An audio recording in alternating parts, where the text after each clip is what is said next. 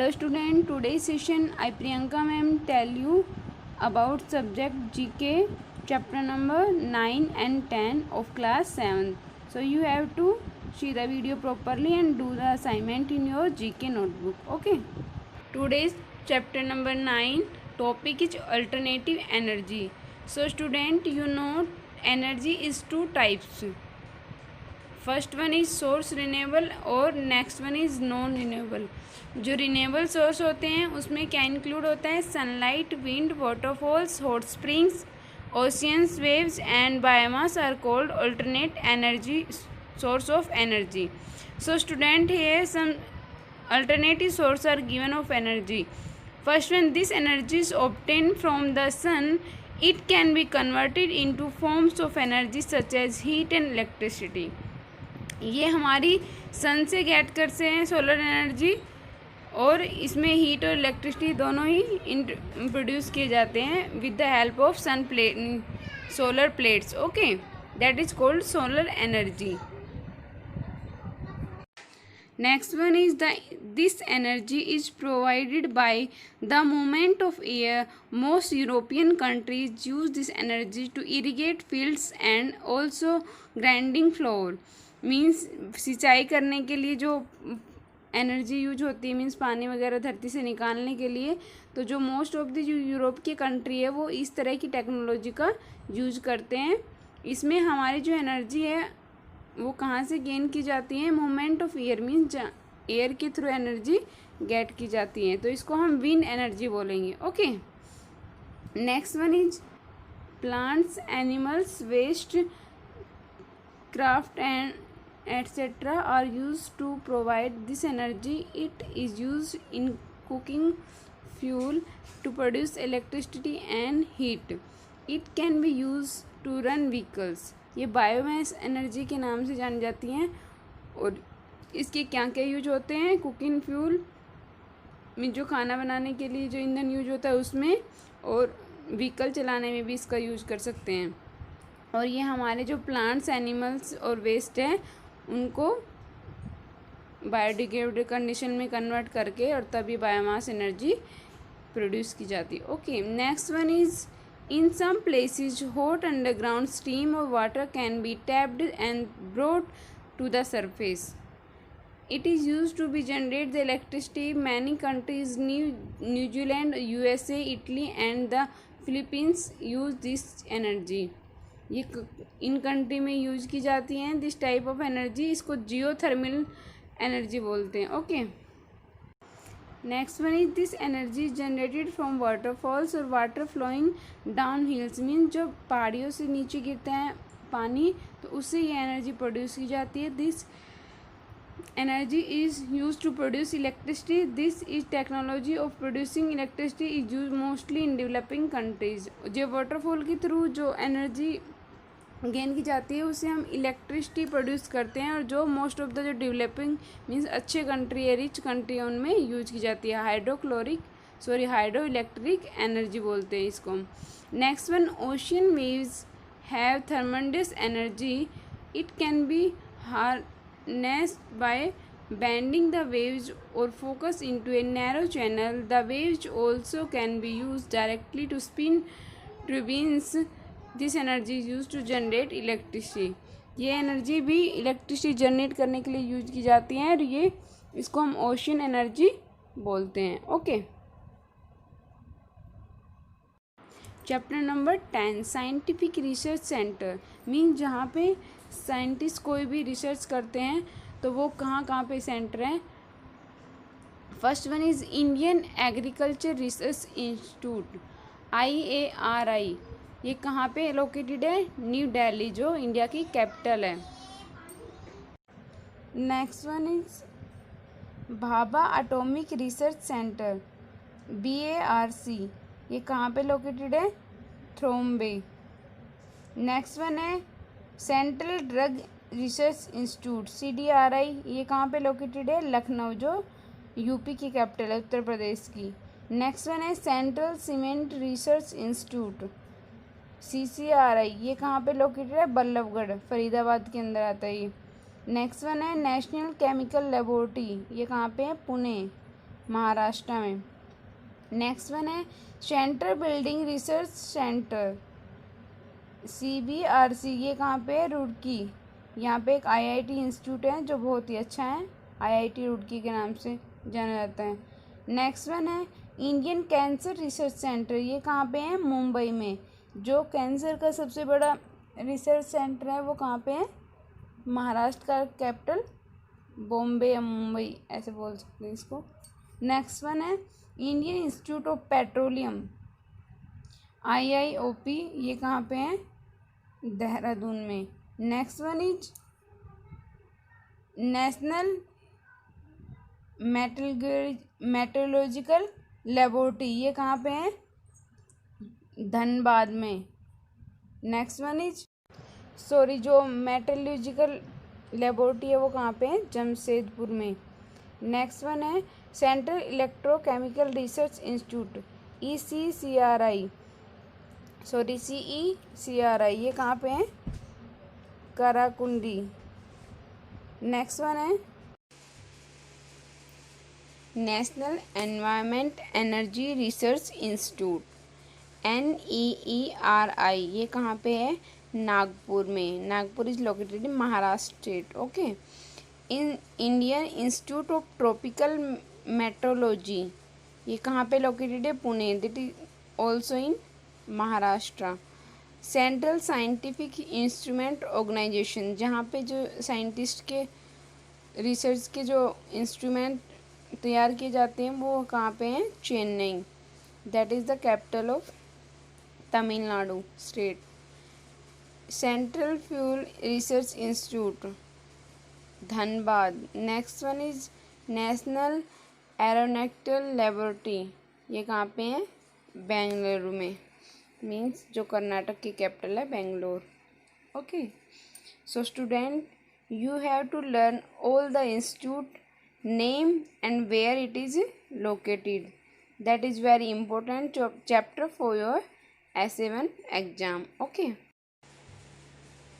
Here is your written assignment. You have to answer the question and write in your notebook. First one is write all institute names that located in Maharashtra state. Maharashtra state में कौन कौन से जो city थे वो इसमें आए थे? Nagpur, Mumbai, Pune, like that. Okay, you have to write that institute name. Write name of some alternate energy, आपको यहाँ पे अल्टरनेट एनर्जी के नेम राइट करने, like wind, solar and other biomass, like that. Make 5 match up the following from chapter 10 and complete that. आपको 5 matchup बनाने हैं chapter 10 में से, जैसे आपको चैप्टर में गिवन है, one side institute name and other side you have to write city name. Okay, thank you, have a nice Good morning dear student, this is Preeti Yadav. Today I'll teach you class 7th maths. In a previous class we have completed our chapter 2nd revision and today we will start chapter 3rd revision. So let's get started. Now exercise 3.1. Question number 1, find the place value of underline digit. जो underline digit है हमें उसकी place value find out करनी है. तो अब हमारे पास question क्या है? 796.135. अब जब डेसिमल के हमारे क्वेश्चंस होते हैं हम उनको रीड करते हैं. दिस इज ये तो हमारा होल पार्ट हो गया और ये हमारा डेसिमल पार्ट हो गया. तो होल पार्ट को तो हम रीड करेंगे 796 और डेसिमल पार्ट को हम 135 रीड करते हैं. तो अब देखो प्लेस वैल्यू हमें करनी है तो वंस, टेंस, 100 हो जाएगी. और डेसिमल पार्ट की कैसे हम रीड करेंगे? 10th, 100th और ये 1000th. तो 7 की प्लेस वैल्यू हमें इसमें बताने. तो 7 की प्लेस वैल्यू क्या है? 100 है. तो उसको हम राइट करेंगे 7 मल्टीप्लाई 100 क्या होता है? 700. अगर मैं इसको कह दूं कि आप इसको टेबल में पुट करो, आपको इसको टेबल में लगाना है तो कैसे आएगा? 7 की प्लेस वैल्यू क्या है? 100. तो 7 यहां आ जाएगा. 9 की प्लेस वैल्यू क्या है? 10 है. 6 की प्लेस वैल्यू 1 है. डेसिमल तो है ही डेसिमल पार्ट में. अब डेसिमल पार्ट की हमें करनी है. 1 की प्लेस वैल्यू क्या है? 10th हो जाएगी यानी कि 1. 3 की प्लेस वैल्यू क्या है? 100th यानी कि यहाँ पे हमारा 3 आ जाएगा. 5 की प्लेस वैल्यू क्या है? 1000th. तो यहाँ पे 5 आ जाएगा. आई होप आपको ये टेबल में पुटिंग करना समझ आ गया है. नेक्स्ट क्वेश्चन करते हैं अब इसका. Next question, express in decimal form. Decimal form में हम इसको राइट करेंगे. हमें एक्सपेंडेड फॉर्म गिवन है. तो 200 plus 40 plus 0/10 plus 4/100 plus 7/1000। It means ये तो हमारा होल पार्ट है, और जो ये वाला पार्ट होगा ये हमारा डेसिमल पार्ट होगा। तो कैसे राइट करेंगे, यहाँ 240 है, 240 को ऐड करेंगे तो 240 हो जाएगा। इसके बाद क्या स्टार्ट हो जाएगा, डेसिमल पार्ट स्टार्ट हो गया, तो डेसिमल। अब यहाँ 10th, 100 और 1000 था, तो इसको हम राइट करेंगे 0, 4, 7। ये हमारी डेसिमल फॉर्म आ गई है। नेक्स्ट क्वेश्चन है express in expanded form. Expanded form में हमें इसको करना है 18.407 है हमारे पास। अब देखो 18 की प्लेस वैल्यू करते हैं हम। 8 की प्लेस वैल्यू क्या हो जाएगी, वंस, और इसकी हो जाएगी टेंस। 4 की हो जाएगी 10th, 0 की 100th और 7 की 1000th। तो अब इसको राइट करते हैं। 1 की प्लेस वैल्यू क्या हो जाएगी, 10 हो जाएगी, तो 10 प्लस 8 की प्लेस वैल्यू वंस प्लस, अब ये डेसिमल पार्ट स्टार्ट हो गया तो 4/10 प्लस 0/100 प्लस 7/1000। ये हो गई इसकी values. Next question, question number 6, put greater, less और इक्वल। इसमें हमें पुटिंग करनी है कि कौन सा सिंबल आना चाहिए, ग्रेटर का, लेस का और इक्वल का। तो यहाँ पे हमारे पास है 10.2 और यहाँ है 10.20। अब देखो ये अनलाइक है, इनको लाइक करने के लिए क्या होगा, डेसिमल पार्ट को हमें इक्वल करना है, तो यहाँ पे 0 पुट कर देते हैं ताकि दोनों तरफ 2-2 डिजिट्स हो जाए। अब देखो 10.20, 10.20 बोथ आर इक्वल, तो इक्वल का सिंबल पुट करेंगे। नेक्स्ट हमारे पास 0.07, 0.007, तो इसको भी हम बैलेंस करने के लिए, लाइक करने के लिए यहाँ पे 0 पुट कर देते हैं। अब देखो यहाँ पे है 10th, 100th और 1000th हो गया। यहाँ पे तो 100th पे 7 आ गया है, और यहाँ पे 10th, 100th, 1000th पे 7 आया, तो पहले हमारे 100th पे 7 आ गया, तो ग्रेटर कौन हो गया, ये वाला हमारा ग्रेटर हो गया। यहाँ पे हमने ये सिंबल पुट करना है। नेक्स्ट क्वेश्चन है हमारा arrange in descending order. Descending order में हमें इसे अरेंज करना है 0.07, 0.89, 0.0062 और 0.43 को हमें डिसेंडिंग में करना है। डिसेंडिंग का क्या होता है कि सबसे पहले सबसे बड़ा, फिर उससे छोटा, फिर उससे छोटा राइट करना है। तो अब ये क्या था कि इसमें 4 डिजिट्स थी, तो मैंने 0 पुट करके इन सबको 4 डिजिट का कर दिया, होल पार्ट को भी। तो अब हम इसमें देखते हैं सबसे बड़ा कौन है। अब देखो सबसे बड़ा कौन हो जाएगा हमारा, ये पार्ट सबसे बड़ा है, तो हम सबसे पहले इसको राइट करेंगे 0.89 इज ग्रेटर देन। अब इसके बाद नेक्स्ट पार्ट कौन सा आ जाएगा हमारा, 0.43, तो 0.43 हमारा ग्रेटर हो गया है। आफ्टर देन कौन है हमारे पास, 0.07 हो गया है, 0.07, and the last one is 0.0062। अब इसी तरह से हम असेंडिंग ऑर्डर में अरेंज कर सकते हैं, सबसे पहले सबसे छोटा, फिर उससे बड़ा, फिर उससे बड़ा। आई होप आपको समझ आ गया असेंडिंग ऑर्डर, डिसेंडिंग ऑर्डर के। Next question, add 91.374, 4.162, 9.7 and 87.345। अब हम इसको ऐड करेंगे। ऐड करने के लिए पहले क्या करेंगे, कॉलम में अरेंज कर लेते हैं। कॉलम में हमने इसको अरेंज कर लिया 91.374, 4.162, 9.7 एंड 87.345। अब हम इन सबको अरेंज कर चुके हैं। डेसिमल के नीचे डेसिमल आना चाहिए, इस होल पार्ट में कुछ नहीं, तो यहाँ पे हम 0 पुट कर लेते हैं। अब हम इनको ऐड कर लेते हैं। अब 4 + 2 + 5 आ जाएगा, 11 का 1 हो जाएगा, यहाँ 1 कैरी आ जाएगी। अब इसको हम ऐड करेंगे तो यहाँ 8 आ गया है। अब इनको ऐड करके हमारे पास 5 आ गया। डेसिमल के नीचे डेसिमल आ जाएगा 2 और यहाँ हो जाएगा 19। तो आंसर आ गया 192.581। नेक्स्ट क्वेश्चन है हमारे पास सिंप्लीफाई। हमें सिंप्लीफाई करना है 141.374 प्लस 89.639 माइनस 75.638 माइनस 28.016। अब देखो ये दोनों हमारे प्लस वाले डिजिट्स के हैं और ये दोनों हमारी माइनस वाले डिजिट के। इन दोनों का टोटल कर लेते हैं और इन दोनों का टोटल करके रख लेते हैं। इन दोनों का टोटल क्या आ जाएगा, हम इन दोनों का टोटल कर लेते हैं तो आ जाएगा 231.014 और माइनस वालों का दोनों का टोटल क्या आ जाएगा 103.654। अब इन दोनों के बीच में डिफरेंस क्या आ जाएगा, डिफरेंस क्या आएगा 127.360। ये इनका डिफरेंस आ जाएगा। तो हमने इस तरह से सिंप्लीफाई कर लेना है। Next question is multiply. अब हमें इसको मल्टीप्लाई करना है 34.742 को मल्टीप्लाई बाय 10 करना है। 10 से मल्टीप्लाई करते हो तो क्या होता है, एक 0 आ जाती है हमारे पास। तो देखो 34742 0 आ जाएगा। अब हमें डेसिमल पुट करना है। डेसिमल कितने डिजिट्स के बाद है, 3 डिजिट से पहले है तो 1 2 3 है, तो यहां से काउंट करेंगे 1 2 3, तो यहाँ डेसिमल पुट कर देंगे। नेक्स्ट पार्ट है हमारे पास 31.628 मल्टीप्लाई बाय 100 है तो 2 0 आ जाएंगे इसमें 316280। तो डेसिमल 3 डिजिट से पहले है तो 1 2 3 यहाँ पे डेसिमल आ जाएगा। नेक्स्ट पार्ट है हमारे पास 28.964 इज मल्टीप्लाई बाय 47। अब हम इसको मल्टीप्लाई अगर कर लेते हैं तो दोनों की मल्टीप्लाई क्या आ जाएगी, आंसर आ जाएगा हमारे पास 1361308। ये हमारा 47 से मल्टीप्लाई करने पे आंसर आएगा। तो अब हमारे पास डेसिमल का है 3 डिजिट से पहले है तो पीछे से काउंट कर लो 1 2 3, तो यहाँ डेसिमल आ जाएगा, ये इसका आंसर हो जाएगा।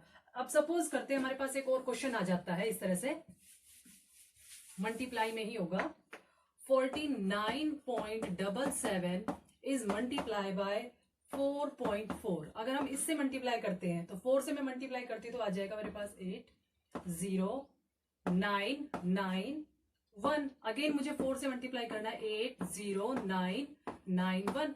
अब मैं इसका टोटल कर लेती हूँ 8 8 9 18 का 8 1 कैरी 11 का 1 एंड यहाँ 2। अब देखो डेसिमल, यहाँ पे डेसिमल के बाद 2 डिजिट्स है और यहाँ पे 1 है, तो टोटल कितनी डिजिट्स हो गई है, 3 डिजिट्स हो गई है। तो डेसिमल भी हमें 3 डिजिट से पहले लगाना है 1 2 3। तो यहाँ पे हमारे 3 डिजिट से पहले क्या आ गया, हमारे पास डेसिमल आ गया है। इस तरह से हमें मल्टीप्लाई करनी है। एक और मल्टीप्लाई करते हैं हम। ये तो था हमारा दो नंबर्स का। अगर हमारे पास इनकेस आ जाए 0.8 is multiply by 3.5 is multiply by 0.05, इस तरह से अगर मल्टीप्लाई आते तो हम कैसे करेंगे, पहले हम करते हैं इन दोनों का 0.8 का और 0.05 का मल्टीप्लाई कर लेते हैं। इन दोनों का मल्टीप्लाई क्या आ जाएगा 0.040 आ जाएगा। फिर इससे मल्टीप्लाई कर लेते हैं 3.5 से, तो 3.5 से मल्टीप्लाई करेंगे तो हमारे पास आ जाएगा 0.1400। ये 3 डिजिट्स वाले में हम इस तरह से मल्टीप्लाई करेंगे। Next question, if the cost of 1 kilogram almonds is rupees 426.50, find the cost of 22.4 kilogram almonds। अब हमें कहा गया है कि 1 किलोग्राम आलमंड्स की कॉस्ट कितनी है, रुपीज 426.50, तो हमें फाइंड करनी है 22.4 किलोग्राम की। तो 1 किलोग्राम की कॉस्ट हमें दी हुई है रुपीज 426.50।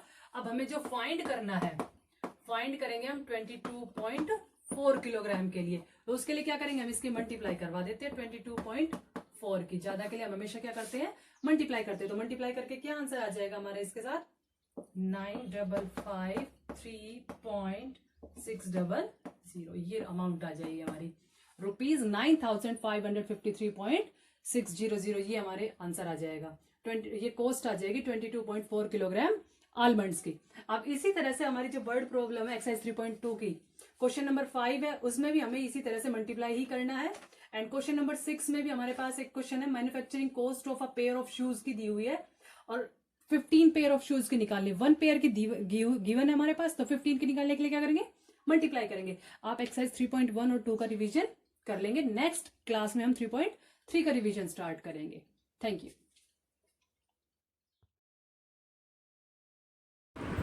गुड मॉर्निंग स्टूडेंट्स, मैं रेनू मैम, आपकी हिंदी अध्यापिका MLP स्कूल राजपुरा से। बेटा आज हम करेंगे पाठ 7। 6 हमने कंप्लीट कर लिया है। 7वां पाठ है हमारा। पाठ का नाम है ब्राह्मण की चतुर पत्नी। ब्राह्मण की चतुर पत्नी। तो इस पाठ में क्या है, इस पाठ में 3 अत्यंत चालाक नेत्रहीन व्यक्तियों का धन के प्रति मोह दर्शाया गया है। कि इसमें 3 चालाक नेत्रहीन व्यक्ति हैं और वो किस प्रकार से धन के प्रति मोहित हैं वो दर्शाया गया है, जो नेत्रहीन होते हुए भी धोखा देने से नहीं चूकते। इस कथा से हमें यह शिक्षा मिलती है कि बुराई का परिणाम कभी हितकर नहीं होता, यानी बुराई का परिणाम है वो कभी भी अच्छा नहीं होता और सच्चाई की सदैव जीत होती है। तो पाठ शुरू करते हैं। प्राचीन समय में वस्तुओं के मूल्य बहुत कम होते थे। प्राचीन समय में वस्तु होते हैं उनके मूल्य यानी कि जो वस्तु होती थी वो बहुत कम मतलब सस्ती होती थी, महंगी नहीं होती थी, तथा 100 रुपये में की धनराशि बहुत बड़ी मानी जाती थी और जो 100 रुपये की धनराशि है वो बहुत बड़ी मानी जाती थी। उस समय एक नगर में एक निर्धन ब्राह्मण रहता था। अपने भूखों पर मर रहे परिवार को निर्धनता से मुक्ति के लिए हेतु उसने भक्ति का मार्ग यह सोचकर अपनाया कि शायद भाग्य उस पर दया करे। तो निर्धन ब्राह्मण रहता था और उसका परिवार था, निर्धन था, तो इसलिए परिवार जब भूखा मर रहा था तो उसने सोचा कि मैं भक्ति का मार्ग अपनाता हूँ, शायद उसका भाग्य उसी पर दया कर दे। संयोगवश उसे सफलता मिल गई और एक दिन किसी धनाढ्य व्यक्ति यानी धनवान व्यक्ति ने प्रसन्न होकर उसे 100 रुपये दान में दिए। ब्राह्मण के हर्ष की सीमा न रही, हर्ष यानी खुशी न रही, तथा उसे इस राशि का 10वां भाग दान में देने की सोची कि उसे किसी धनवान व्यक्ति ने 100 रुपये दिए और वो खुश हो गया और उसने सोचा कि इस धनराशि का 10वां भाग यानी कि 10 रुपये वो किसी न किसी भिखारी को दान में देगा। कुछ ही समय में एक नेत्रहीन भिखारी उसे सामने से गुजरा। ब्राह्मण ने 1-1 रुपए की 10 मुद्राएं उसके हाथ में रख दी। अंधा भिखारी प्रसन्न हो उठा, क्योंकि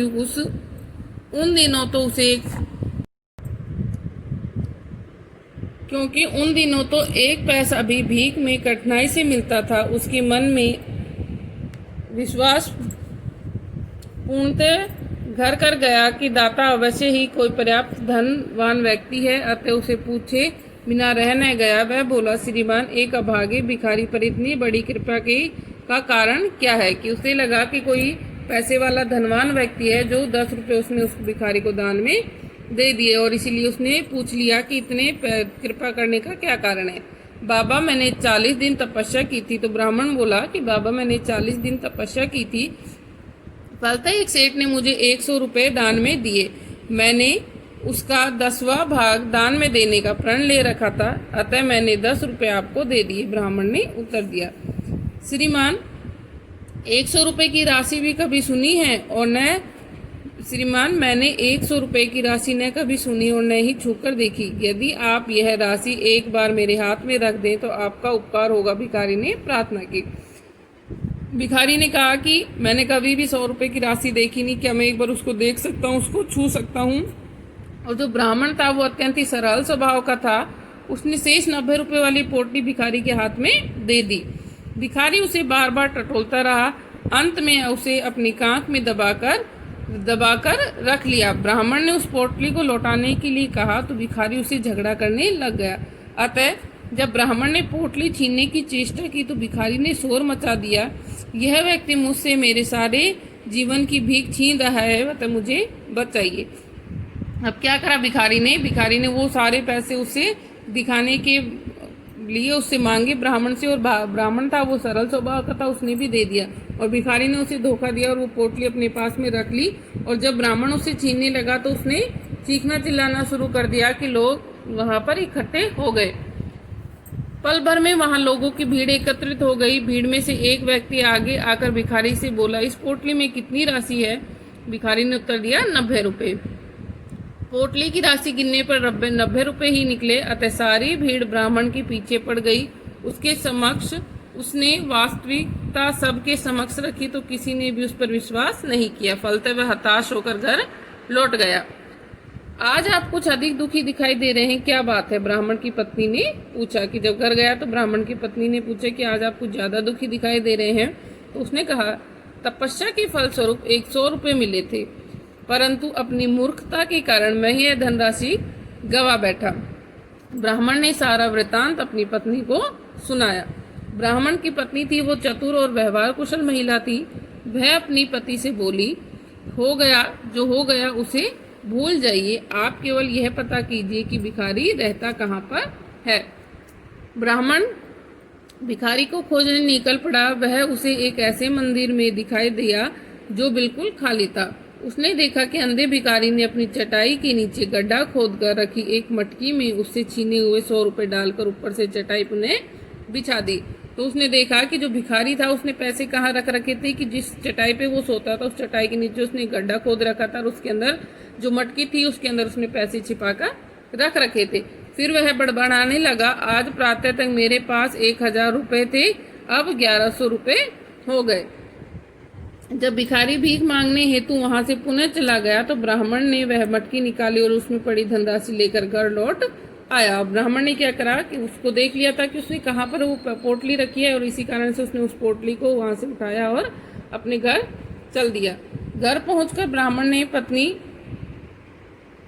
अपनी पत्नी को यह सब वृत्तांत सुनाया तो वह हर्ष के मारे फूली न समाई। साथ ही उसने अपने पति से अगले दिन पुनः मंदिर में जाकर भिखारी की गतिविधि पर कड़ी नजर रखने को कहा। जब ब्राह्मण वहां पहुंचा तो भिखारी फूट फूट कर रोते हुए पाया गया। मंदिर का पुजारी उसे सांत्वना दे रहा था। पुजारी भी नेत्रहीन था और पुजारी का क्या था, वो भी नेत्रहीन था। वह कह रहा था मूर्ख, तुमने रुपए वाली पोटली मटकी वहाँ क्यों रखी? मेरी तरह सारा दिन अपने पास ही रखता।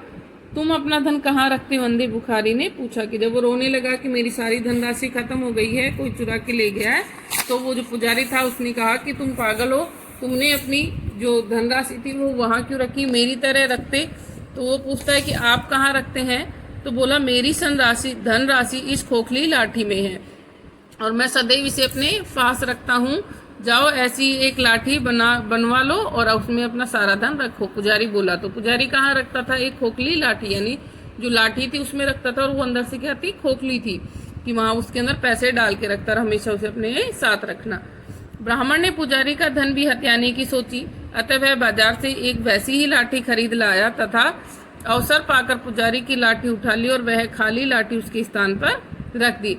घर आकर उसने अपनी पत्नी को पुजारी की लाठी भी सारा धन निकाल लिया। उसने क्या करा? पुजारी की लाठी का भी सारा धन निकाल लिया। अपनी चतुर पत्नी के कहने पर ब्राह्मण पुनः पुजारी का हालचाल देखने के लिए मंदिर गया।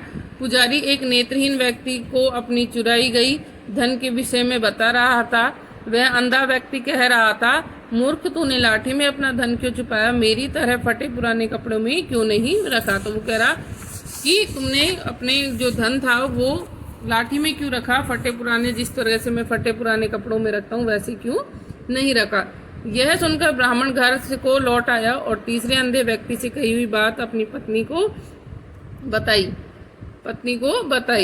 पति पत्नी ने उस अंधे व्यक्ति से उसका सारा धन छीनने की योजना बताई। पत्नी के कहने पर ब्राह्मण मधुमक्खियों का एक छत्ता कहीं से उठा लाया, उस पर मधु की एक परत चढ़ाकर तथा उसे अमृतदान में डालकर उस तीसरे अंधे व्यक्ति को दे आया। वह शहद को हाथों में लगाकर चाटने लगा। जब शहद की परत समाप्त हो गई तो छत्ते की मधुमक्खियों ने उस पर आक्रमण कर दिया। अतः उसने अपने पुराने कपड़े वहीं फेंक दिए और स्वयं प्राण बचाते हुए भाग गया। ब्राह्मण वे पुराने कपड़े उठा लाया और उसमें से सारा धन निकाल लिया।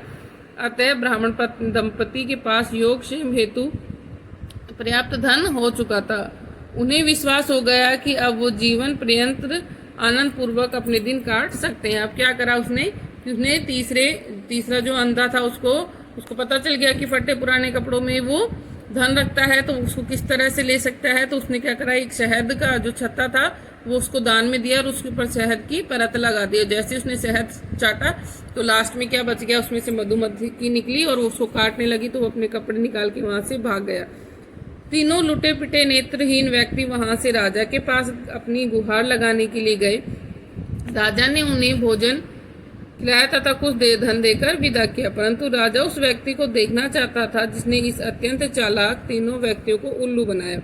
अतः उन्होंने मुनादी करवा दी, यदि इन तीन नेत्रहीन व्यक्तियों को उल्लू बनाने वाला व्यक्ति दरबार में आकर अपना अपराध स्वीकार कर लेगा तो उसे समाधान के साथ साथ में भारी पुरस्कार भी दिया जाएगा। अब राजा ने क्या किया? वो राजा के पास गए तीनों। तो राजा ने उनको कुछ खाना वाना खिलाया और धन भी दिया, लेकिन राजा उस व्यक्ति को देखना चाहता था जिन्होंने इस तीनों को मूर्ख बनाया, और इसलिए उसने पूरे राज्य में एक खबर फैलवाई कि जो ये बता देगा कि उन्होंने किसने ये किया है तो उसे क्षमा भी कर दिया जाएगा, साथ साथ में उसको पुरस्कार भी दिया जाएगा। पत्नी से परामर्श करके ब्राह्मण ने दरबार में जाकर सारा वृतांत सुनाया। नरेश ने उसे समाधान देने के पश्चात पूछा, क्या यह सब तुमने अपनी चतुराई से किया अथवा किसी के मार्गदर्शन से? तो ब्राह्मण बोला, महाराज, मैंने यह सब अपनी चतुर पत्नी के कहने पर किया। ब्राह्मण ने कहा। राजा ने ब्राह्मण की पत्नी के लिए अनेक बहुमूल्य भेंट उसे के पति के हाथ भेजे, जिन्हें पाकर वह फूली न समाई तथा दंपति ने राजा को हार्दिक धन्यवाद भी दिया। अब है इसके शब्दार्थ। नेत्रहीन, अंधा, सदैव, सदा ही, हमेशा, हर्ष, खुशी, दाता, देने वाला, एकत्र, इकट्ठे, हताश, निराश, वृतांत, ब्यौरा, व्यवहार कुशलता, व्यवहार में कुशल, गतिविधि, कार्यवाही, सांत्वना, ठठास बनाना या तसल्ली देना, हथियाना, छीन लेना, अमृतदान, ढक्कन वाला, एक पात्र, दंपति, पति पत्नी, योगक्षेम, गुजारा। तो आपको ये जो शब्दार्थ है वो नोटबुक में नोट करने हैं। Thank you.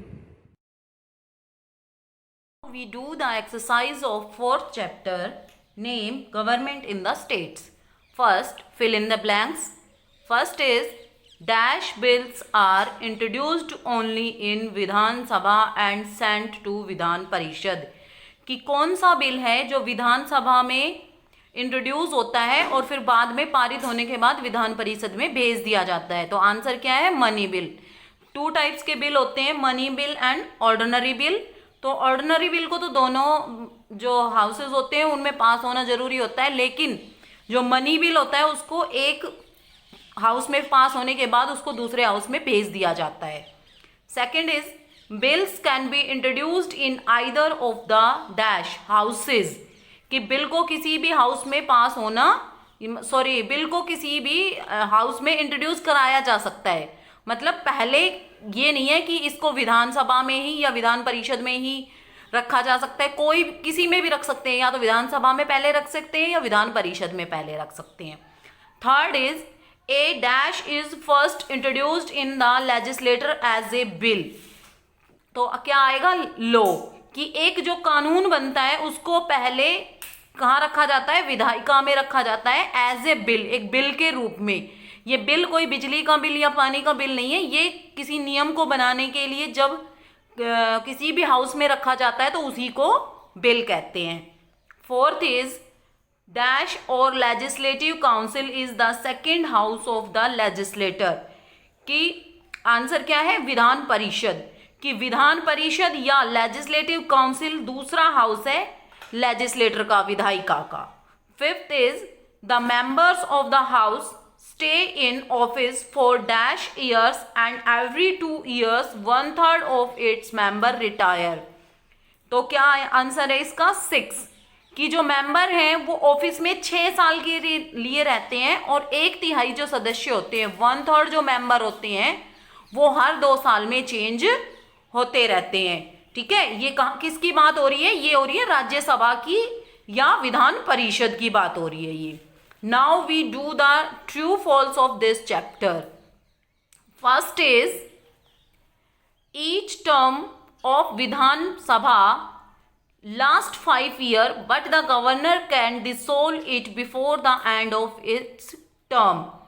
कि कोई भी विधानसभा जो होती है वो 5 साल के लिए होती है, लेकिन गवर्नर के पास पावर होती है कि वो उसको उसके टाइम होने से पहले ही भंग कर सकता है। ठीक है, तो ये क्या है? ट्रू है। Second is the Vidhan Sabha meets at least twice a year and the interval between 2 sessions cannot be more than 6 months।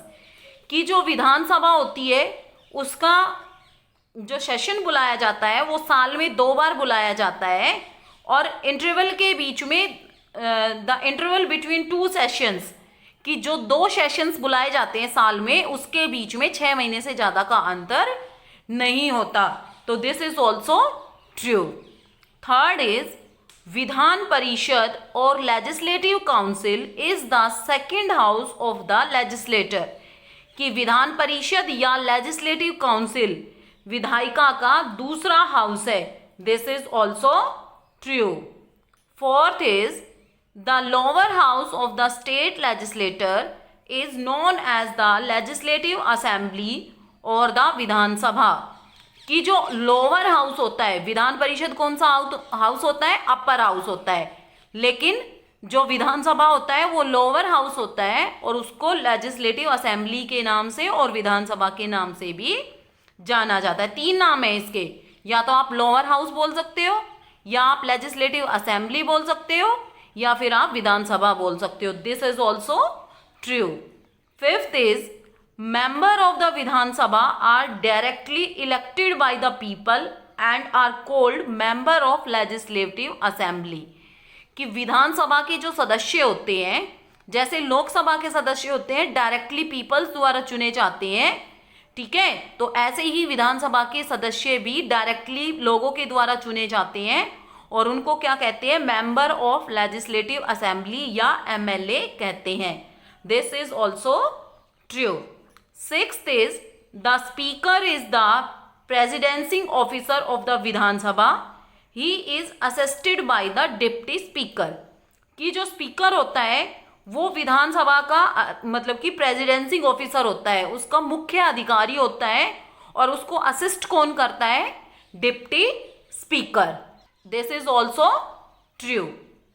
We complete our geography portion in previous class and we do our exercise of civics in this class.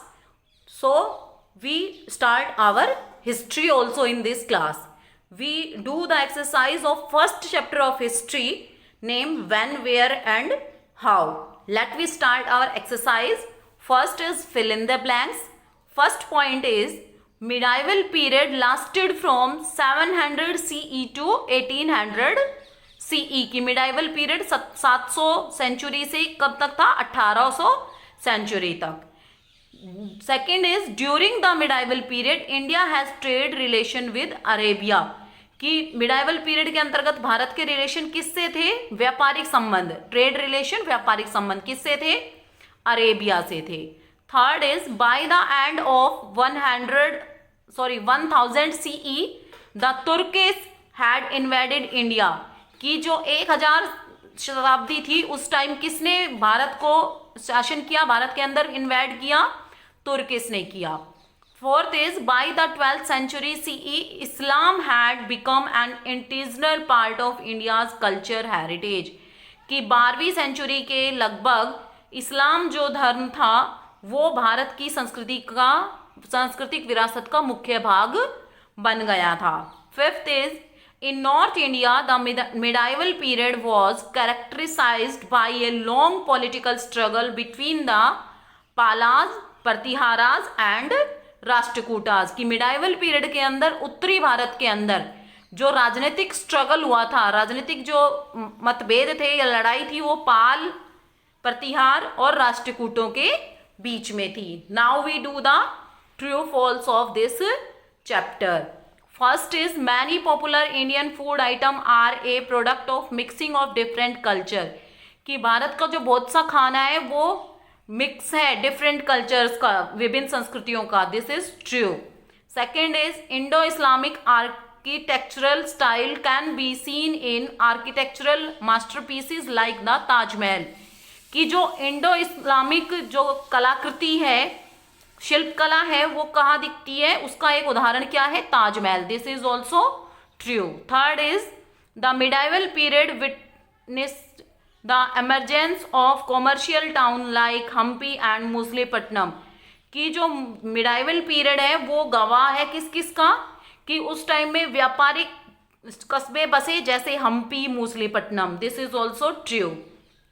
Fourth is Aryavarta means the land of Aryas. This is also true. Fifth is the Puranas refer to the Indian subcontinent as Vindhyas. This is false. Okay, क्योंकि subcontinent को विंध्यास नहीं कहते थे. Now we do the matchup. Hind combination with Sindhland, ये सारे ना बिल्कुल जो सामने इनके आंसर लिखे हुए वही करेक्ट है, तो अब हम इनको नहीं करेंगे, आप इसको देख सकते हैं. अब हम करेंगे गिव वन वर्ड. फर्स्ट है decorative writing, calligraphy, land between Vindhyas and Himalayas, Aryavarta, a famous court chronicler Abul Fazal, a great Sanskrit epic Ramayana, a famous example of sculpture the bronze dancing Shiva. Now we do the exercise of second chapter of history name new kingdoms. Let we start. First, fill in the blanks. First, the Rajput belong to the Kashya Kshatriya caste. Okay. Second is the word Rajput also means the son of a king. Third is first की हिंदी बता देती हूँ कि Rajput belong किससे करते थे? क्षत्रिय cast से. Rajput word का क्या मीनिंग होता है? कि राजा का बेटा. Third is the Rajput claim that कि राजपूत ये क्लेम करते थे कि हम डिसेंडेंट है किसके? सूर्यवंशी और चंद्रवंशी. ठीक है. Fourth is Chandravanshi means moon dynasty, इसको बताने की जरूरत नहीं है. Fifth is the Pratihar first establish their rule at Mewar in present day Rajasthan. की प्रतिहार ने सबसे पहले कहाँ अपनी स्थापना की थी? मेवाड़, जो आज के टाइम में कहाँ पे है? राजस्थान में है. Now we do the true false. First is it is believed that the Rajputs have their origin in the Central Asian invader like the Shaka, Hun and Kushans.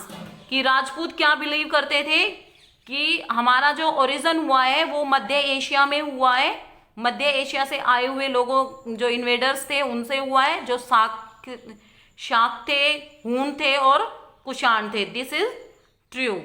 Second is from 750 to 1000 CE, the northern part of India was controlled by the Pratihars. कि 750 से 1000 century तक जो उत्तरी भारत था वो किसके control में था? प्रतिहार्स के में। This is also true. Third is the Pratihara were not a Rajput clan, कि प्रतिहार राजपूत कलान नहीं थे, तो ये फॉल्स है क्योंकि वो थे। Fourth is the period between the 11th and 12th centuries saw the establishment of many powerful kingdom in North Indian and the Deccan. This is also false, कि जो उत्तरी भारत है और जो दक्कन का पठार है वहाँ पे बहुत सारे जो राजाओं का साम्राज्य स्थापित हुआ 11वीं और 12वीं शताब्दी में, ये रॉन्ग है। Fifth is it was during the reign of Bhoja the great that the Pratihara dynasty reached in zenith, कि जब राजा भोज का टाइम था तो उस टाइम जो प्रतिहार डायनेस्टी थी वो जैनिथ में चरम पे पहुंच गई थी। This is true. Sixth is the Pratihara empire was extended when Nagabhatta one conquered Malwa and Bharuch, कि प्रतिहार राज्य समाप्त हो गया जब नागभट्ट ने मालवा और भरूच पे extended when Nagabhatta one conquered Malwa and Bharuch, कि नागभट्ट वन ने जब मालवा और भरूच पे अपना राज्य कर लिया तो प्रतिहार एम्पायर वहीं पे रुक गया था। और तो this is also true. Now we do the match up. Mihir Bhoj first 836 to 890। बेटा ये सारे सेम है, इनके सामने जो लिखे हुए हैं वही इनके आंसर है, तो आप देख लेना। फिर है D give one word. A Buddhist scholar Taranatha. Meaning of Rashtrakuta rashtra territory. Royal capital of Rashtrakuta Malkhed और Manyakheta. Other name of moon dynasty Chandravanshi. Other name of sun dynasty Suryavanshi. So let us start student. Now today we will just read the third chapter. Third chapter का आज हम revision करेंगे। तो third chapter है हमारा David and गॉलियथ। तो ये है, डेविड एक ऐसा लड़का है और गॉलियथ नाम है एक राक्षस का। तो इसमें जो स्टोरी है, डेविड जो है ये 4 भाई हैं, जो कि 3 तो जो है फौज में काम करते हैं और जो एक है डेविड वो अपने मम्मी पापा के पास रहते हैं। तो ये एक इज़राइल की कहानी है। तो इसमें क्या है कि फादर है उसके पास शिप्स हैं, तो वो जो है छोटा बेटा वो उस शिप्स चलाता है। और जो है यहाँ पे देखिए एज ए फोटो में आपको डिस्क्रिप्शन दिया हुआ है। और जो गॉलियथ है वो एक गेंड है यानी कि राक्षस है, जो जिसकी ये जो है कहानी है।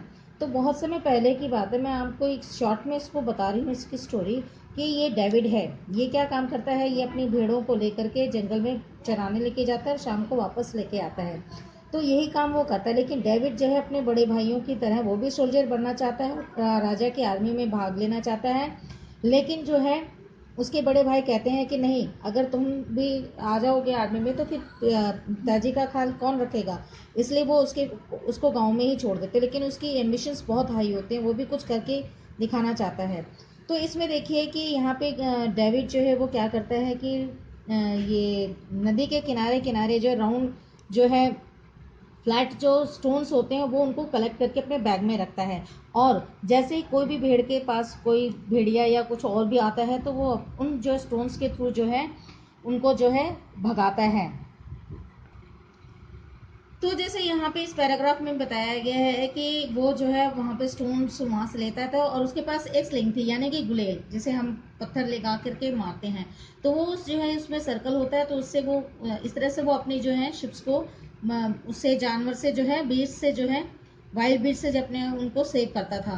तो इस तरह से उसकी जो है डेली रूटीन्स की बातें हो रही थी। एक दिन क्या किया, उसके फादर ने उसको बुलाया और उन्होंने कहा कि फिलिस्तीन्स में जो है वहाँ के एनिमीज घुस आए हैं इजराइल में, और इसलिए जो है उसे क्या करना है, अपने ब्रदर्स के पास जाना है और उनको बैग देना है जिसमें कुछ आटा है, कुछ लेटर्स हैं और कुछ चीज़ें हैं। तो वो डेविड को कह के कहता है कि तुम इसे दिया होगे ना। तो डेविड ने जो है क्या किया, फ्लोर और लेटर्स का वो बैग लिया और फिर वो वहाँ से चल पड़ा। तो वहाँ पे जाते उसे 3-4 दिन में वो वहाँ पहुँच गया और उसके बाद जो है वो उसने अपना बैग और वो फ्लोर जो अपने ब्रदर्स को दे दी। अब क्या है कि जो आर्मी के हैं वो जो है बहुत ही ज़्यादा पैनिक हो रहे, यानी पैनिक का मतलब होता है कि वो बहुत ज़्यादा परेशान हो रहे थे कि जो वो फिलिस्तीन का जो राक्षस था, बड़ा सा, बहुत बड़ा था वो, जिसका नाम गालिब था, तो वो जो उनके सामने, कैंप के सामने खड़ा होकर के जोर से चिल्ला रहा था, जैसे लायन दहाड़ता है कि मैं गालिब हूँ। और उसने कहा कि मैं सबसे ज़्यादा बलवान हूँ और मैं तुम्हारे इसराइल के सारे लोगों को मार दूंगा और सब कुछ डिस्ट्रॉय कर दूंगा। तो ये जो है मैसेज जो है ना, ये सारे जो, तो वो अपने सोल्जर्स को कहता है कि जाकर के ये मैसेज अपने राजा को दे दो कि मैं सबको खत्म कर दूंगा। तो डेविड क्या कहता है, वो अपने ब्रदर के पास भाग के जाता है और कहता है कि मैं भी आप लोगों के साथ मिलकर इसका सामना करूंगा। और किंग जो इसराइल का था वो बहुत ज़्यादा स्केर्ड था, डरा हुआ था गैलिक से, क्योंकि वो बहुत ज़्यादा स्ट्रांग था। और उसने एक अनाउंसमेंट कर दी कि जो कोई, राजा ने, कि जो कोई गैलित को मारेगा वो अपनी बेटी से उसकी शादी कर देगा और उसे बहुत सारा धन दौलत देकर के उसे विदा करेगा। उसने ये डिसाइड किया। जब गौलत ने ये बात सुनी, तो अनाउंसमेंट सुनी, तो उसे लगा कि मुझे ये काम करना चाहिए ताकि मुझे राजा की लड़की से भी शादी करने का मौका मिल जाए और मैं अपने आप को जो है प्रूव कर सकूं कि मैं कितना जो है बहादुर हूँ। तो इस तरह से जो उसने क्या किया, उसने जो है, डेविड ने जो डिसाइड किया और उसने जो है राजा से कहा। तो राजा ने क्या कहा कि अपनी उसे जो है अपनी तलवार उसे देनी चाहिए। डेविड को कहा कि तुम मेरी तलवार ले जाओ और उसके साथ लड़ो। तो ये जो है डेविड कहता है नहीं, मुझे तलवार नहीं, मेरे पास मेरा अपना साधन है, मैं उसी से जो है उसके साथ लड़ूंगा। और वो ये कह के वहां से निकल लेता है। तो उसके बाद डेविड ने क्या कहता है कि वो जो स्मूथ जो राउंड वो स्टोन्स अपने साथ रखता था, वो उसके पास बैग में थे, उसने उसको लिया और अपने गैलेट के साथ लड़ने के लिए वहां पे चला गया। अब देखना ये है कि वो उससे लड़ने के लिए जाता है, तो उसके बाद जो है उसे कहता है कि तुम मुझसे डरो मत, तुम यहाँ पे क्यों आए हो, वापस जाओ। गैलेट उसको, डेविड को देख करके कहता है कि छोटा सा लड़का, तो उससे वो कहता है। उसके बाद डेविड, व्हाट डिड ही से, नाउ डेविड क्या कहता है कि उसको कहता है कि तुम जो है हिलो मत और मैं तुम्हें अपने आप ही खत्म कर दूंगा। उसका करेज देख करके वो उसे जो है ना, डेविड उसको डरपोक कहता है कि तुम तो डरपोक हो, तुम क्या कर सकते हो, कुछ भी नहीं कर सकते। लेकिन जो है गौलिद जो क्या करता है, गौलिद की बात को सुनकर डेविड को कुछ भी नहीं फर्क पड़ता और वो जो है अपनी गुलेल से जो है पत्थर लगाकर उसके सीधे निशाने पर, माथे पर मारता है। और इस तरह से जो है गौलिद जो है ढेर हो जाता है। यहाँ पे देखिए कैसे स्ट्रगल कर रहा है, सामने खड़ा है डेविड, कि उसे डरता नहीं है। और उसके बाद क्या कहता है, जोर से जब चिल्लाता है गलित, तो जो है ये डेविड जो है गुलेल से उसके माथे पर निशाना लगाता है, इतनी जोर से मारता है कि वो वहीं ढेर हो जाता है। उसके बाद व्हाट हैपेंड, तो उसी की तलवार लेकर के ये डेविड जो है उसका गला काट देता है और बैग में लेकर के आता है। तो यहाँ देखिए, यहाँ पे पिक्चर में देखिए, राजा है, डेविड है, और गले मरे हुए गैलित का जो है सर लेकर के उसको जो है राजा के पास आकर के उसे तोहफा में देता है। तो जो है राजा ने जो है अपने जो है प्रॉमिस को रखते हुए उसने अपनी बेटी की शादी जो है डेविड से कर दी और किंगडम, अपने राज्य का जो है काफ़ी उसे हीरे जवाहरात दिए और उसको जो है अपने हिस्से का आधा हिस्सा उसको दे दिया किंगडम का। और इस तरह से जो है वो आराम से खुशी खुशी रहने लगे। तो ये है एक ऐसी स्टोरी जो डेविड और गैलित की है, जो इसमें आप की जो है किस तरह से वो अपनी चतुराई से और समझदारी से गैलित को मार गिराता है, एक बहुत ही विशालकाय। सो स्टूडेंट, ये देखिए आपके वर्ड मीनिंग है, वे आपको लर्न करने हैं और आपको अंडरस्टैंडिंग है। ये देखिए इसमें and just to just write it down from the help of the dictionary also. Now see the exercise, इसमें देखिए आंसर का है, answer the following question in one word sentence. आपको वन वर्ड सेंटेंस में इसका आंसर देना है। See the question first, how many brother did David have, उसके कितने ब्रदर थे, 3 ब्रदर्स थे, चौथा वो खुद था, 3 ब्रदर उसके और थे। What did David take with him to fight Goliath, और गौलियत के साथ लड़ने के लिए जो डेविड ने अपने साथ क्या लिया, स्मूथ स्टोन्स एंड स्लिंग, यानी कि उसने गुलेल और स्मूथ स्टोन लिए। What did the Philistines do when David killed Goliath, जो फिलिस्तीन ने क्या किया जब डेविड ने गौलियत को मारा। They become panic and run away, वो जो घबरा गए और वहां से भाग खड़े हुए। अब देखिए मल्टीपल चॉइस क्वेश्चंस। अब इसमें एमसीक्यूज में देखिएगा, यहाँ पे ऑप्शंस दिए हुए हैं और according to this chapter you have to fill the options over here. Now see the first one, David's father wanted him to stay at home and look after him. ये जो है डेविड के father चाहते थे कि वो वहाँ रुके और किसके लुक आफ्टर करे, हाउस की, काउस की, शिप की। तो यहाँ आंसर आएगा आपका शिप। अब सेकंड देखिए, David would search along the dash for flat stones and put them in the bag. वो किस चीज को देखता था डेविड, रिवर बैंक में या माउंटेन्स या हिल्स का? तो यहाँ पे क्या इसका आंसर है कि वो सर्च जो है रिवर बैंक के में जो है सर्च करता था राउंड स्टोन्स और अपने बैग में रखता था। नंबर 3 देखिए, David walk for many dash at the last reached town. David जो है काफी दिनों तक चला और उसने जो यहाँ पे डेज इसका एक्यूरेट आंसर है और जो है टाउन में पहुंचा। अब देखिए number 4, David refuse to expect a king's sword. उसने जो है राजा की जो है तलवार लेने से मना कर दिया। तो यहाँ पे इसका एक्सपेक्ट भी इसका करेक्ट आंसर है। नंबर 5 देखिए, when Goliath heard these word he took out his huge dash and ran towards David. जब गॉलिथ ने जो है इसके आवाज सुनी तो उसने अपनी तलवार निकाल करके डेविड की तरफ भागा। तो यहाँ पे इसका जो है एक्यूरेट आंसर ए आएगा, स्वॉर्ड तलवार। David dash a sling above his head and stone flu through the air. अब इसमें क्या है, मूव्ड आएगा या ब्राइट आएगा या वाइल्ड आएगा? इसमें है वाइल्ड आएगा। इसका मतलब है कि डेविड ने जो घुमा करके जो है उसको जोर से स्टोन में और उसके हवा में जोर से थ्रो किया ताकि उसे वो हिट कर सके। अब 7 देखिए, then he took out the chains dash out of his bag and put it on the king's feet. अब उसने क्या किया, यहाँ पे क्लोथ्स है, हेड है और सॉर्ड है। तो उसने क्या, आउट इज जेंट्स, जेंट्स का यहाँ पे हेड था ना कि क्लॉथ और सॉर्ड। तो यहाँ पे इसका एक्यूरेट आंसर है हेड। ये स्टूडेंट, तो ये इस वीडियो में आपको मैंने ये बता दिया, इसका जो है मैंने आपको एक्सप्लेनेशन की है। अब ये क्वेश्चन है इसको, तो नेक्स्ट वीडियो में I will just continue the same revision part. So student, it is very strictly instructions to you. आप इस वीडियो को लाइक कीजिए, शेयर कीजिए और बेल आइकन पे क्लिक करना ना भूलें। Thank you, take care and bye. So student, in this video we are going to do the content of the class 7th and the chapter is 7, that is the weather, climate and adaptation. Student, in this chapter we have read about the weather, climate and adaptation. We are going to revise this chapter's exercise. Here is the student, the exercise of the chapter 7. The first question is on the basis of the MCQs. The first is, which of these is not an element of weather? इनमें से कौन सा element of weather नहीं है student? Temperature, humidity, sun, rainfall. The right answer is student sun.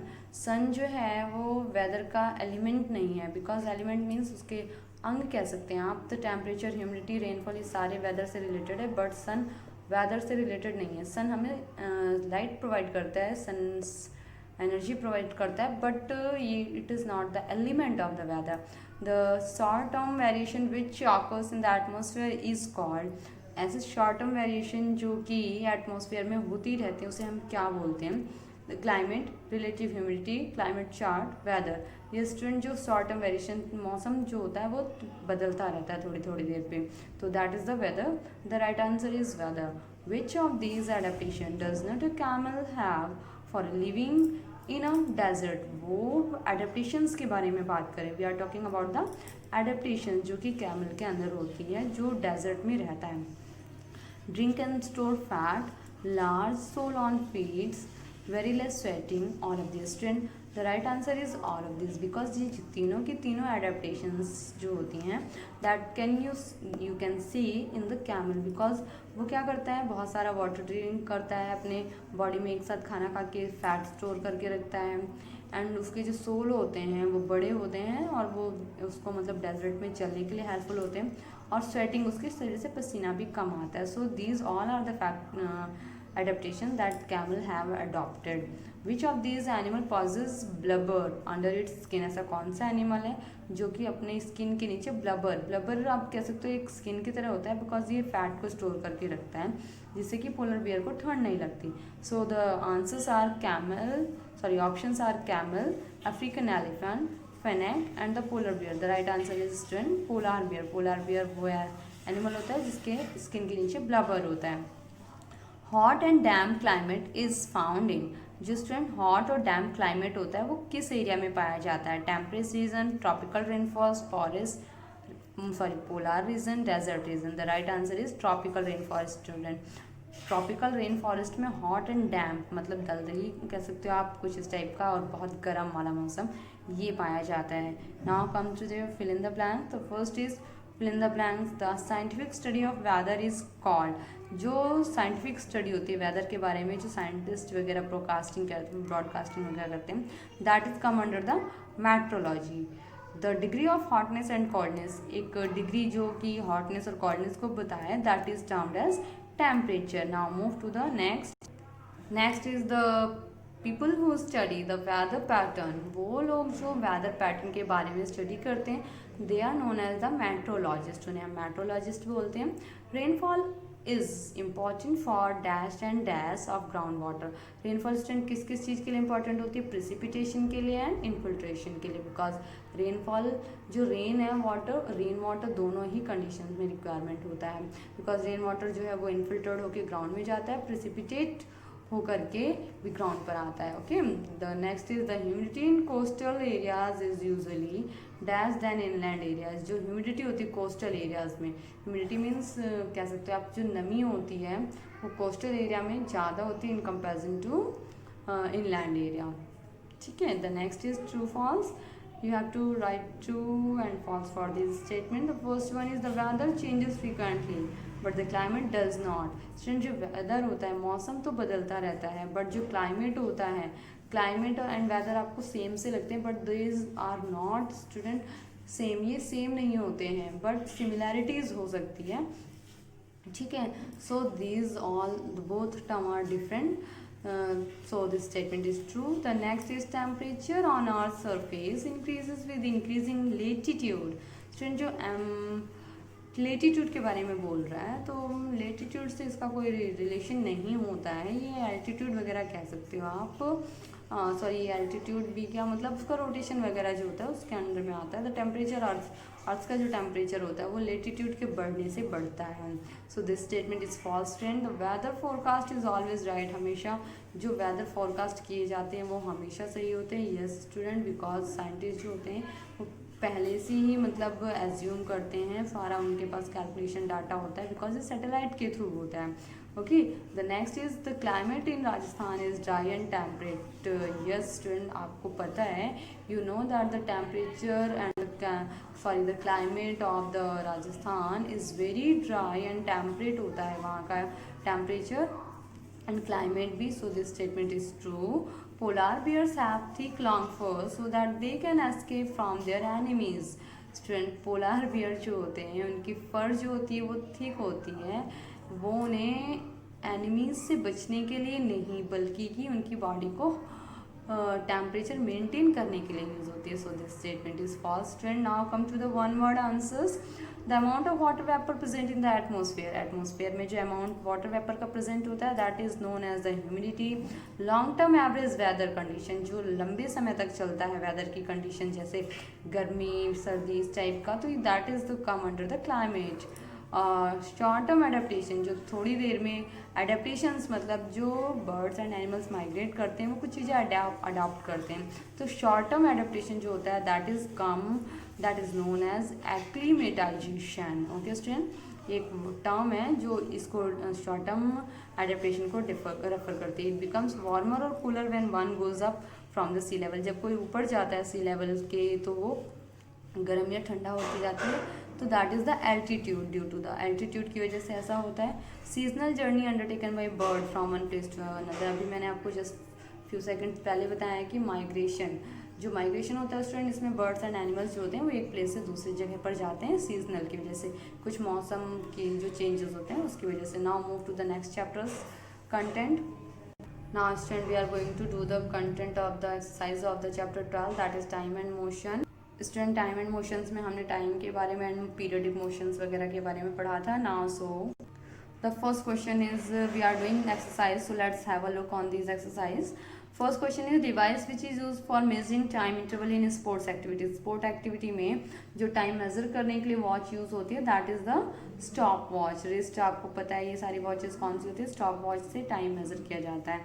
Which of this following is not a primitive unit of measuring length को measure करने के लिए प्रिमिटिव यूनिट कौन सी नहीं है, that is the metre, because hand span, yard, cubit, ये सारे जो होते हैं स्टूडेंट स्टैंडर्ड में नहीं आती हैं, सो ओके, तो मीटर नहीं है। Which of this is true, इसमें से कौन सी स्टेटमेंट ट्रू है? You know the distance formula is speed into time, these all are miscorrect, so this statement is true. This is the correct answers. Now move to the fourth. The SI unit of speed is, speed के SI unit student क्या है? Metre, second, that is the meter per second. This is the correct option. A simple pendulum takes 48 seconds to complete 60 oscillation. The time period of the simple pendulum is, student जो simple pendulum होता है उसका time period क्या होता है?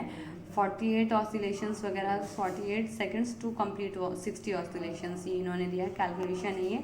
सो आप इसको calculate करेंगे then you will get the 0.8, because आप इसको जब डिवाइड करेंगे 48 को 60 से then you will get the 0.8 seconds. Okay, now next is fill in the blanks. When a body does not change its position, जब कोई बॉडी अगर पोजीशन चेंज नहीं करती है that is come under the rest, वो change नहीं कर रही है, सो रेस्ट पे है।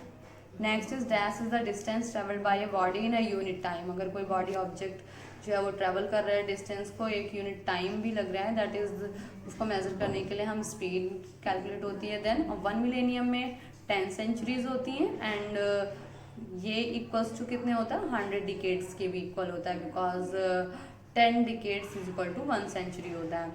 And all clocks are based on periodic event, जितने भी क्लॉक होती है वो पीरियडिक इवेंट्स पर बेस होती हैं। स्टेट डिस्टेंस टाइम ग्राफ, जो स्टेट की बात कर रहे हैं, टाइम डिस्टेंस ग्राफ जो है वो क्या रिप्रेजेंट करता है? Uniform motion. Now these are the true false. The time period of a given pendulum, जो गिवन पेंडुलम का टाइम पीरियड होता है वो कांस्टेंट नहीं होता है, फॉल्स, कांस्टेंट होता है। Light year is the unit of time, light year जो है टाइम का टाइम के लिए बोल रहा है, नो स्टूडेंट, ये लाइट के लिए होता है, so false. Speed measures how slow और fast an object move, speed से हमें पता चलता है कि कौन सा ऑब्जेक्ट कितना मूव कर रहा है, फास्ट है, slow, so this is true. The SI unit of time is second, SI unit जो होती है टाइम की सेकेंड है, yes this is also true. A non uniform motion appears as the straight line on a distance time graph. Non uniform के बारे में बोल रहा है, स्ट्रेट लाइन अपीयर करता है, नो स्ट्रेट लाइन नहीं होती है, so this is false. Now come to the one word answer. The motion of a body along a curved road, curved road है then it would be the curvilinear motion. Device already मैंने आपको बताया, small intervals time के measure करता है, stop watches. The geometrical relationship between distance and time, geometrical relationship जो है distance and time के बीच में हम कैसे शो करेंगे? It would be represent as like this, distance is equal to speed into time.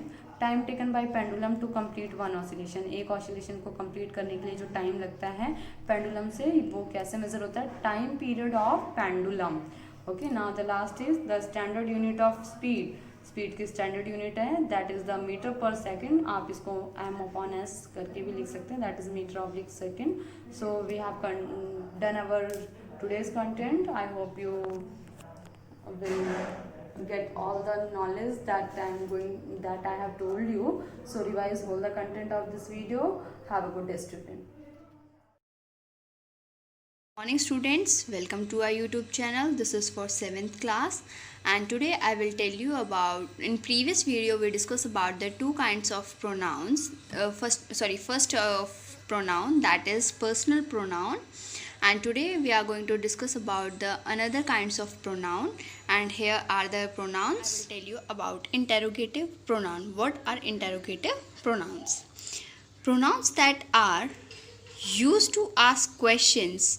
Pronounce वो होते हैं जो हमें क्वेश्चंस पुट करते हैं, जो WH फैमिली से स्टार्ट होते हैं, उन्हें हम कहते हैं। For example you see here, what is your name? with what we are started with a question, so and end with a question mark. They all type of questions are called interrogative pronouns. Next example is, where is the Taj Mahal situated? Taj Mahal कहाँ पे situated है? Then we are started with the WH family, that is where, and end with the question mark. So this is interrogative pronouns.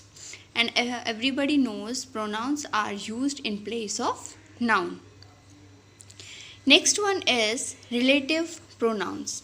What are relative pronouns? Relative pronouns are pronouns that are used to join two sentences or are reveal the relation with the noun that comes before it. See, what are relative pronouns? Relative pronouns क्या होते हैं? जो pronouns हम दो sentences को, दो वाक्य को जोड़ने के लिए यूज़ करते हैं उन्हें हम रिलेटिव प्रोनाउंस कहते हैं, और वो प्रोनाउंस हम नाउन से पहले यूज़ करते हैं। मैं फिर रिपीट कर रही हूँ एक बार, रिलेटिव प्रोनाउंस क्या होते हैं? Relative pronouns are those pronouns which are used to join two sentences and reveal the relation with the noun that comes before it. It means जो दो वाक्य हैं हम जोड़ते हैं और उनके लिए जो हम दो वाक्य को जोड़ने के लिए जो प्रोनाउन यूज़ करते हैं वो pronouns that are reveal the relation, वो रिलेशन शो करते हैं एंड विद नाउन के साथ रिलेशंस शो करते हैं एंड वो नाउन से पहले यूज़ होते हैं। They all are called relative pronouns. You can see the examples here. First example is I know that man who is a fighter. I repeat it, I know the man who is a fighter. इस पे जो the man है ये noun है and who is relative pronoun. The man is noun, ये noun है and who is relative pronoun. So we use this before noun. Noun जो हम पहले यूज़ कर रहे हैं this is called relative pronoun. Who is the relative pronoun? Next example is I like the book which has a hologram. It means the book is noun और इससे पहले हमने क्या यूज़ किया है? which. तो which क्या है? हमने इन दो सेंटेंसेस को ज्वाइन करने के लिए क्या यूज़ किया है? which. जैसे हमने फर्स्ट सेंटेंस में who यूज़ किया था ऐसे ही हमने नेक्स्ट सेंटेंस में which यूज़ किया है, और इस which वर्ड से हम क्या करेंगे? ये हमारा है relative pronoun because it use to join two sentences. ये दो सेंटेंसेस को ज्वाइन करने के लिए हमने यूज़ किया है। So they are the two examples we are discuss about the relative pronoun. Next is demonstrative pronouns. Demonstrative pronouns are pronouns that are used to show or to indicate some nouns are called demonstrative pronouns. Demonstrative pronouns वो pronouns होते हैं जो ये दर्शाते हैं हमें कि जो नाउन है वो उसके बारे में बताते हैं कि उसकी जो उसके जो हम उसको देखते हैं वो कहाँ पे है, नियर बाय है या फार अवे है। तो उन वर्ड्स को हम उन सेंटेंस को कंप्लीट करने के लिए, उन नाउन्स को हम ये देखने के लिए कि वो फार अवे है या नियर बाय है, then we are using demonstrative pronouns. Demonstrative pronouns हम तब यूज़ करते हैं तब हमें सेंटेंस में ये जानना हो कि वो प्रोनाउंस नियर बाय हैं या फार अवे हैं। I will give you some examples here. This is my house.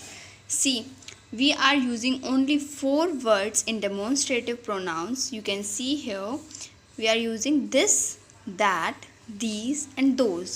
And how we are going to use these 4 words in demonstrative pronouns according to the sentences you can see here. For a single noun, अगर जब हमारे पास single noun होगा और वो near by होंगे, हमारे पास near by मतलब पास होंगे, उन्हें उसमें हम this यूज़ करेंगे। We are going to use this. That हम यूज़ करेंगे फॉर अ सिंगल नाउन के लिए यूज़ करेंगे, बट वो हमारे फार अवे होंगे यानी कि दूर होंगे, when it is far. These for plural noun हम प्लूरल नाउन के लिए दीज यूज़ करेंगे in place of this. This का प्लूरल नाउन है हमारे पास दीज, और इसको हम प्लूरल नाउन के लिए यूज़ करेंगे। वही same when it is near, क्योंकि हमने दिस में भी नियर बाय के लिए यूज़ किया था, और दीज को भी हम नियर बाय थिंग्स के लिए ही यूज़ करेंगे, नियर बाय नाउन्स के लिए यूज़ करेंगे। Those is use for plural noun when it is far. Plural हमारा दैट का एक प्लूरल है, और उसको हम प्लूरल नाउन्स के साथ यूज़ करेंगे when it is far away, जब हमारे पास जो भी नाउन्स होंगे वो फार अवे होंगे।